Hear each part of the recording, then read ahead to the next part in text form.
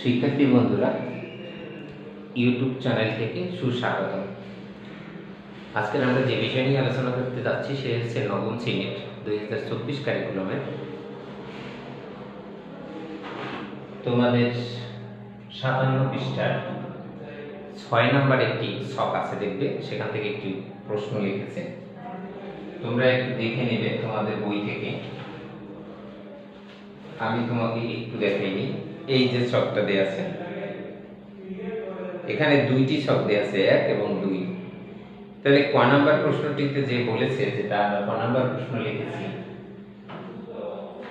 সেখান থেকে আমি তোমাদেরকে ক নাম্বার সমাধান করতে যাচ্ছি। এটা 6 এর ক। কেমন বন্ধুরা? 6 এর ক এ ওরা কি বলেছিল, ছোট একটি চিত্র লিখেছে, 1 নাম্বার 2 নাম্বার দিয়ে 3 নাম্বার। তোমরা এটা দেখে থাকবে তোমার বইতে। তো এটা 10 নাম্বার একটি চিত্রে, এখানে 1 নাম্বারে 1টি, 2 নাম্বারে 3টি, 3 নাম্বারে 6টি এবং 10 নাম্বারে 10টি, এরকমের 4 নাম্বারে 10টি এরকমের লিখেছে এবং ডট ডট দিয়ে দিয়েছে। তোমাদেরকে বলেছে 1 এর অনুক্রমটি নিবিড়ভাবে, 1 নাম্বার যে আছে সেটা নিবিড়ভাবে পর্যবেক্ষণ করতে বলেছে। তোমাদের 1 নাম্বারে যেটা দেয়া আছে, প্রথম যে ঘরটা দেয়া আছে সেখানে এরকম একটি ফোঁটা দেওয়া আছে, দেখবা। এরপরে 2 নাম্বারে যখন আসে তখন কিন্তু সেইটায় এই রকমের দুইটি ফোঁটা থাকে, এটা 1 2 নাম্বার। 3 নাম্বারে যখন আসে তখন এই বরাবর একটি ফোঁটা, এখানে একটা, এখানে একটি, এতটি ফোঁটা এসে পড়ে। 4 নাম্বার যখন আসে তখন তোমরা কি করবে, এই বরাবর একটি ফোঁটা, এই বরাবর একটি ফোঁটা, এই পাশে একটা যাবে, এই পাশে একটা যাবে। এইভাবে কিন্তু তারা বাড়তে বাড়তে বাড়তে বাড়তে 10 নাম্বার পর্যন্ত আমাদেরকে বের করতে বলেছে। তোমাদের আমি দেখাই দিলাম। এরপরের ঘরটা যদি আমি করি, তাহলে এইটা সোজা সোজা এখানে একটা, এইটা সোজা সোজা এখানে একটা, এইটা সোজা সোজা এখানে একটা, এইটার একটু এই পাশে এবং এইটার একটু এই পাশে আরেকটা দেবো। এভাবে কিন্তু ঘরটাকে পূরণ করবা, 10 ঘর পর্যন্ত যাবে। এটা হলো যেমন এদিক থেকে কোনো 10টি হবে, এদিক থেকে কোনো 10টি হবে, এদিক থেকে কোনো 10টি হবে, ইত্যাদি। আমাদেরকে বলেছে এই চিত্রটায় কতগুলো কয়েন রয়েছে। দেখো, দশম চিত্রটিতে কয়েন সংখ্যা 1 যোগ 2 যোগ 3 যোগ 4 যোগ এরকমের যোগ করলাম 10টি। তাহলে 10টি এরকমের যদি হয় তাহলে সেটা স্বাভাবিক সংখ্যা। স্বাভাবিক সংখ্যার যোগফল হচ্ছে প্রথম সংখ্যা যোগ শেষ সংখ্যা গুণ পদ সংখ্যা ভাগ 2, এই সূত্র অনুসারে। তাহলে এখানে আমরা কিভাবে পাবো সেটা দেখি। প্রথম সংখ্যা কত, 1, যোগ শেষ সংখ্যা কত, 10, গুণ পদ সংখ্যা কত, 10, ভাগ কত, 2, সমান দিয়ে এই 2 দিয়ে 2 থাকলে হয় 5, এখানে হয় 11। তাহলে 11 গুণ 5 সমান হবে 55। অর্থাৎ আমার এখানে মোট আছে কয়টি, 55টি সংখ্যা আছে, মানে কয়েন আছে। তাহলে আমি ক নাম্বারটা তোমাদের বুঝাইতে পারলাম যে কিভাবে হচ্ছে। তার কারণ হচ্ছে অঙ্কটি অনেক বড়, ক খ গ ইত্যাদি আছে, সেজন্য আমি একটি আগে তুলে নিয়েছি এগুলো তোমাদের সুবিধার্থে। বন্ধুরা, আমি এখন এটাকে মুছে দেব। তোমরা এরপরে খ নাম্বারটা করব। খ নাম্বারটা আমাদের ছক থেকে 1 নাম্বার, এই যে ছকটা তৈরি করছি সেই 1 নং ছকেতেই কিন্তু আমরা পাবো। খ নাম্বারটা আমি তোমাদেরকে এখানে দেখাতে পারি। দেখো, তাহলে একটু মুছে আমি জায়গা করে নিই। এই যে ছকটা আছে বা তোমাদের এখানে দেয়া আছে সেটা থেকে কিন্তু পাবে তোমরা। তোমরা বই থেকে দেখে নাও, এই ছকটার দরকার নেই আমাদের।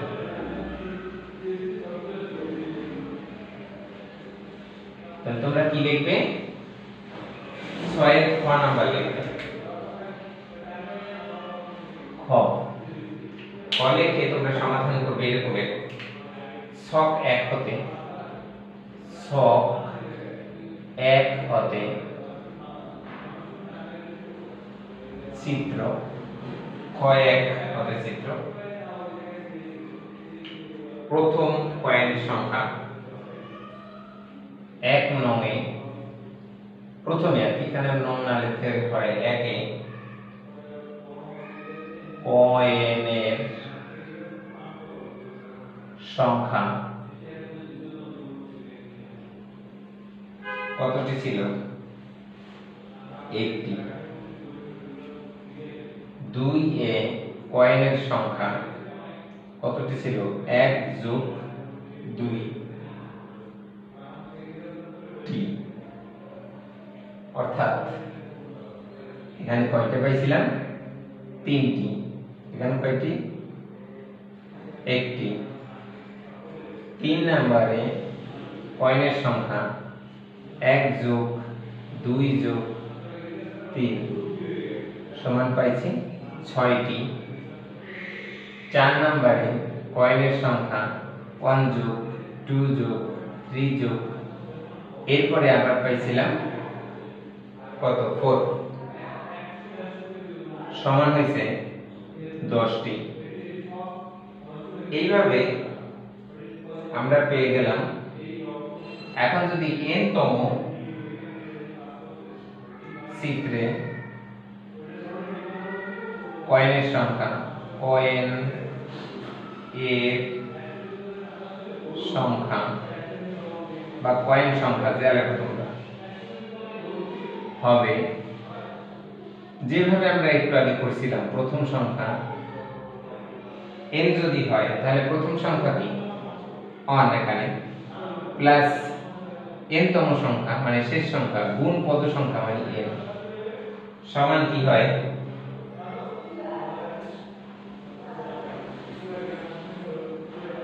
এইখান থেকে আমরা এরপরে যদি n তম চিত্রের কয়েনের স্বাভাবিক সংখ্যা, যাই হোক আমরা এইটাকে পাচ্ছি, কিন্তু এটাকে যদি করি সমান দিয়ে 2n 1 প্লাস n, এটাই কিন্তু হবে n তম চিত্রের কয়েন সংখ্যা হবে এটা। n তম যখন তখন n হবে এখানে এবং এখানের মান হবে n তম সংখ্যা। এটাই কিন্তু আমাদের চেয়েছে, তাহলে আমরা এটা লিখে দিতে পারি। এরপরে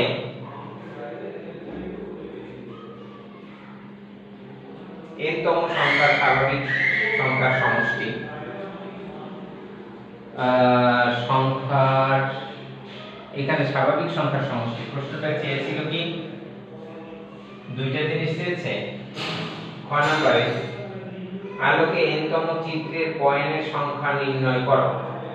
তাহলে মোট এই এর সংখ্যা লিখলেই না, সংখ্যা সমান শেষ। এরপরে আমরা গ নাম্বারে যাব। আমাদের গ নাম্বার প্রশ্নে কি বলেছিল?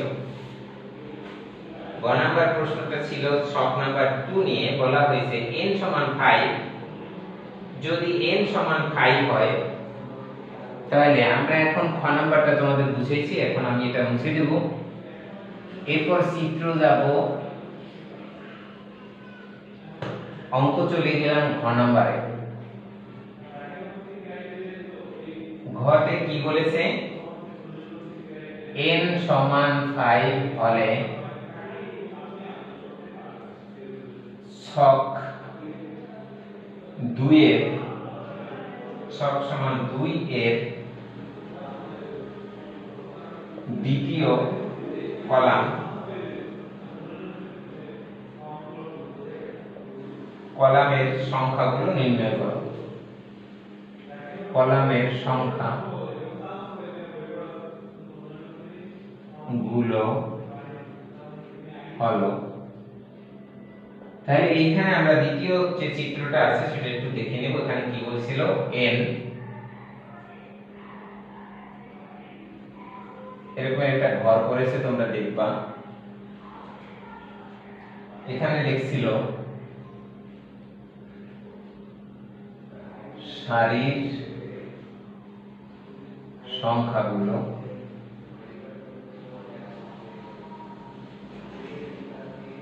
এখানে নাম্বার দিয়েছিল 1 2 3 4 5 এরকমের কথা বলেছে। তাহলে আমরা 1 নম্বরে তখন কি ছিল দেখো, এখানে কি 1 এখানে কি 1 ছিল। 2 নম্বরে এসে 1 1 যোগ করলে কি হবে? 2, এখানে একটা 1 থাকবে, এখানে একটা 1 থাকবে।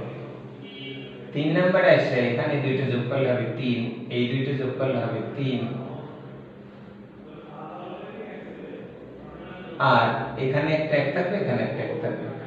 4 নম্বরে এই দুইটা যোগ করি যদি, তাহলে হবে 4, এই দুইটা যদি যোগ করি তাহলে হবে 6, এই দুইটা যদি যোগ করি তাহলে হবে 4, এখানে একটা এখানে একটা।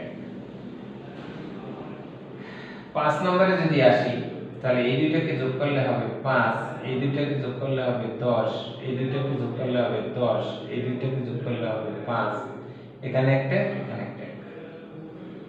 এই ছিল নির্ণেয় সংখ্যাগুলো হলো 5 নম্বরে যে নির্ণেয় সংখ্যা গুলো হলো কি হলো, দেখো এখানে 1, 5, 10, 10, 5, 1 এগুলো আমরা পেয়েছি। আবার 2 নং ছক থেকে পাই ছক 2 থেকে পাই কি পাই, n সমান 1 হলে সারির সংখ্যা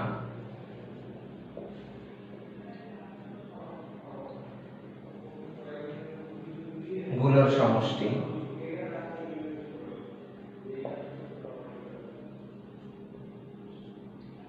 সমান কি হবে, সমষ্টি যদি বলি দুইটা যোগ করলে কত হয়, 2 টি। এরপরে n সমান 2 হলে সারির সংখ্যাগুলো হয়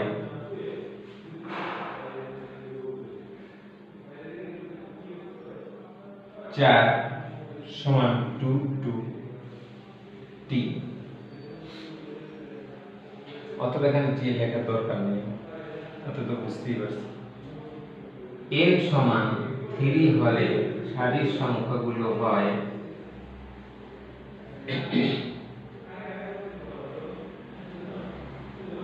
6 কই না 8, কোনটা হয়েছে 8,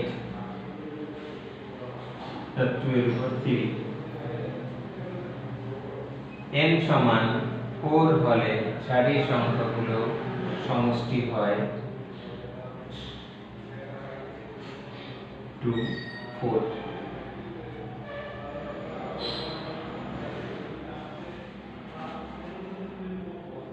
অর্থাৎ এরপরে যদি আমি আরো কতগুলো সংখ্যা বের করি dot dot dot dot dot dot. এখন সুতরাং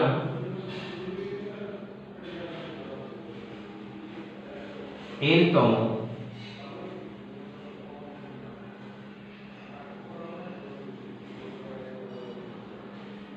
n সমান এত হলে n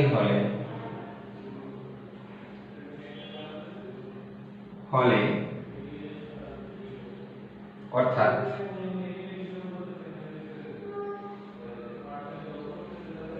n তম সারির সংখ্যার সমষ্টি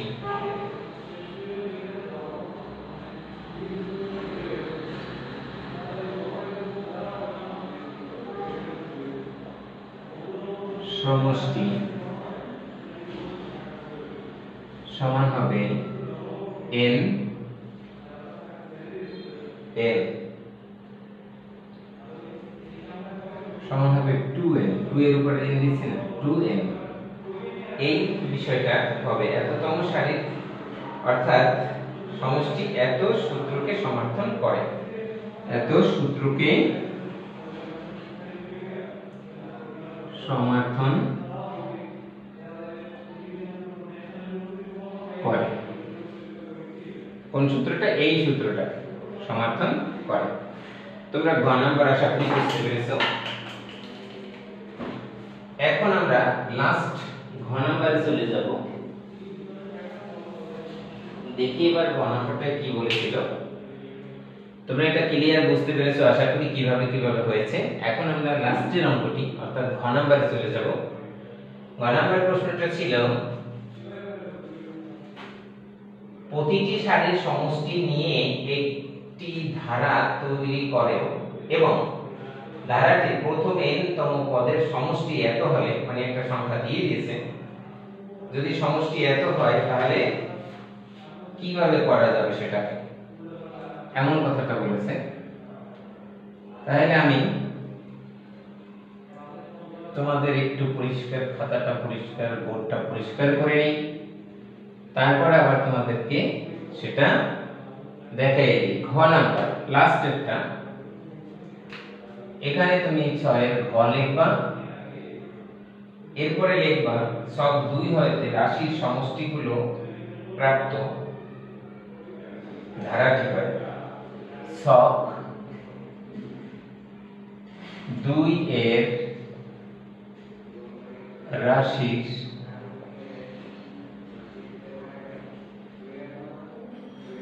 রাশি তো না, এটা সারি হবে, সারির সমষ্টিগুলো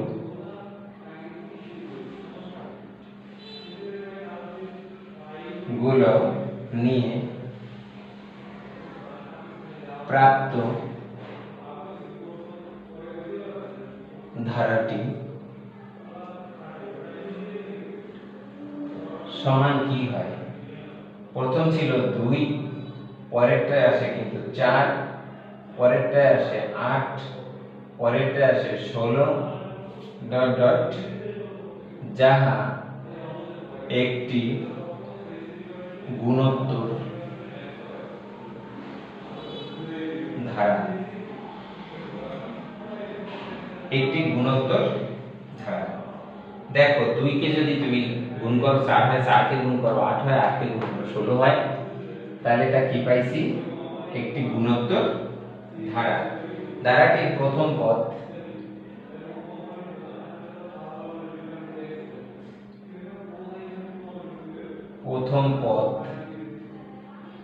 সমান, এর সমান কত পাইছি 2, সাধারণ অন্তর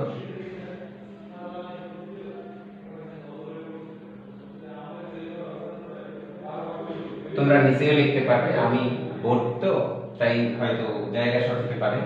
সাধারণ অন্তর r সমান কি পাই আমরা, দ্বিতীয় রাশিকে প্রথম রাশি দ্বারা ভাগ, সংক্ষেপে লিখলাম সমান কত পাই, সাধারণ অন্তর r সমান পাই 2 পেয়েছি।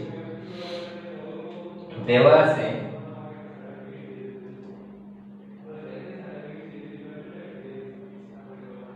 ধারাটির প্রথম n তম বা n সংখ্যক সংখ্যক পদের সমষ্টি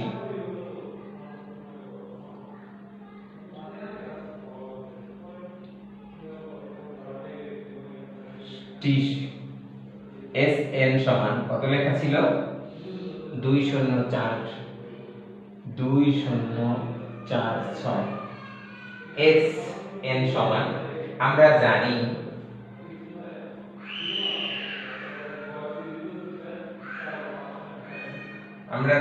গুণোত্তর ধারার n তম সংখ্যা গুণোত্তর ধারার n সংখ্যক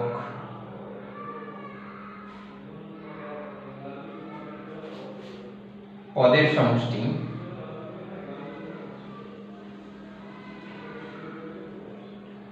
সমান বা Sn সমান a1 মাইনাস rn, আর নিচে হবে 1 মাইনাস r, এই সূত্রটা। তাহলে প্রশ্ন